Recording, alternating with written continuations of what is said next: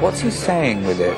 Why is he writing such sprightly, positive music when such a significant event in his life has just occurred? Leopold, for so long the bedrock of his life, has gone. You'd have thought it would have elicited from him some really deep, dark and penetrating work.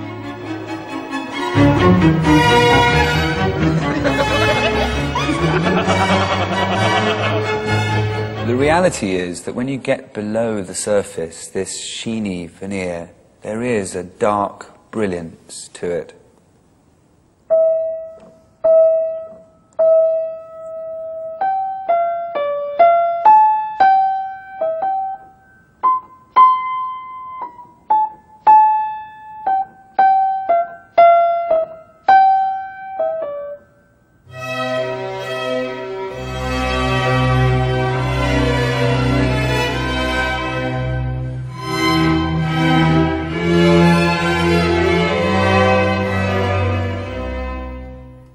Here you have something which is outwardly bright and positive.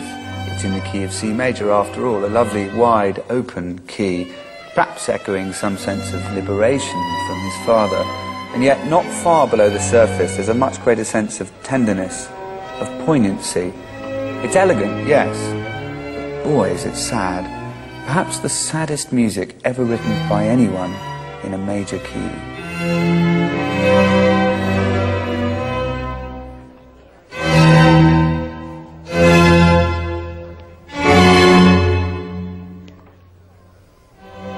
When his father dies, the music it brings out of him is full of charm and warmth.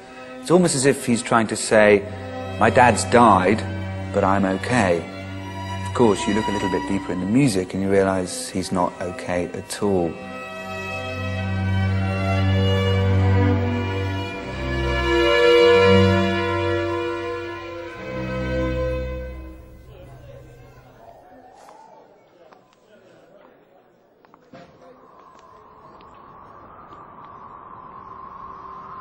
Mozart had every reason to feel despondent.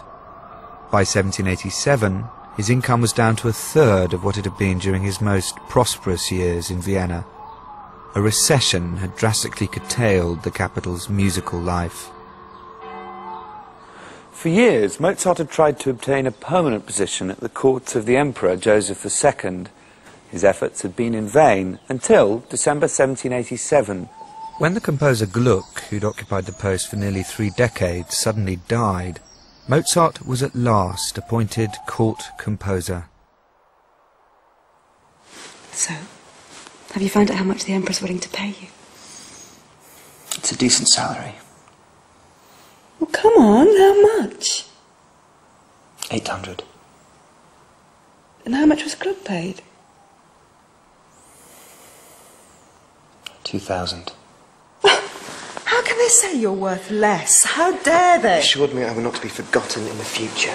The future? What good can the future do us? We need money now.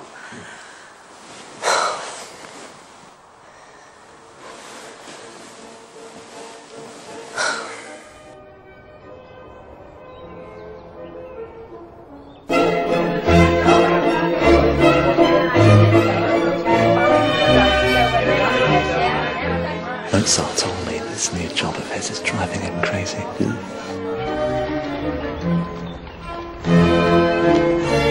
He hasn't been commissioned to do anything decent yet.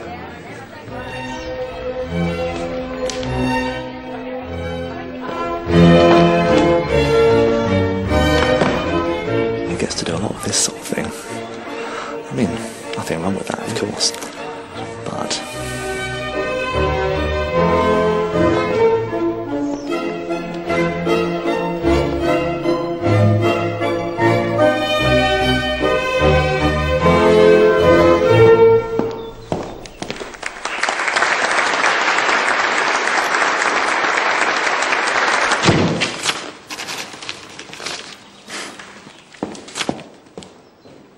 so the black thoughts, as he called them, continued. Yet somehow he'd managed to shake it off, put a brave face on it. You'd go round to see him, and he'd be prattling on about some new piece he'd written, some new jacket he wanted to buy, some famous billiards player just arrived in town. And all the while creating this sublime music.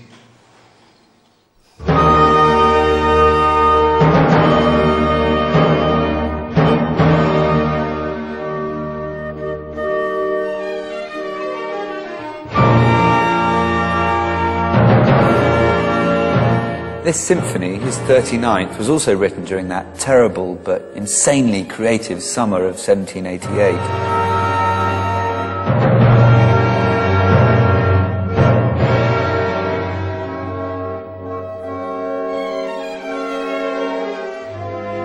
It's got a kind of savage brutality unlike anything we've ever seen in Mozart before. The very opening adagio has got this really almost ugly, pugnacious quality to it,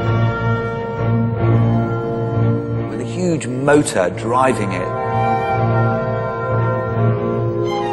And these downward and upward turning scales in the violins.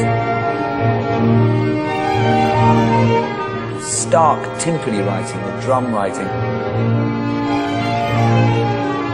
It's just driving us to the next jarring forte.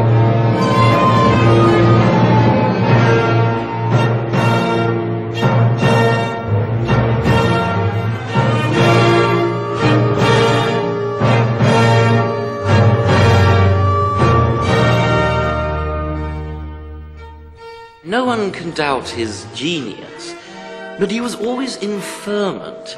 His ideas were too frequently in a state of flux. Just look at the symphonies. For all their pomp and fire and brilliance, they lack that sense of unity, that clarity and directness of presentation. Which we rightly admire in the works of, for example, Mr. Haydn. Noble simplicity, what's wrong with that?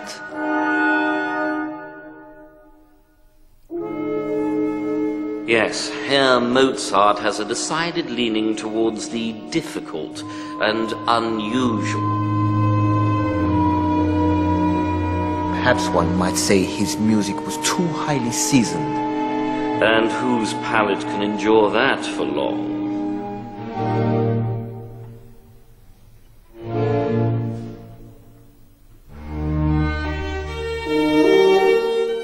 Well, the critics missed the point. The opening may be difficult and unusual, but here's this charming allegro section which follows it, which wouldn't have half the potency it does had it not been preceded by that jarring opening material.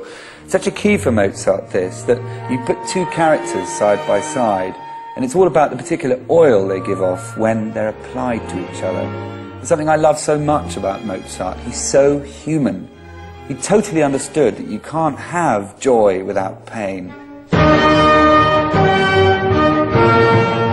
Terror without consolation, love without grief. And here in the 39th Symphony, he shows it.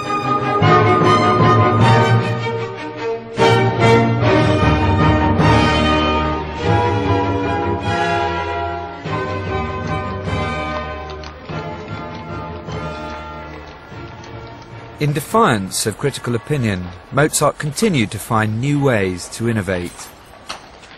In the second half of the 1780s, his writing for small groups of peers and friends was reaching its height.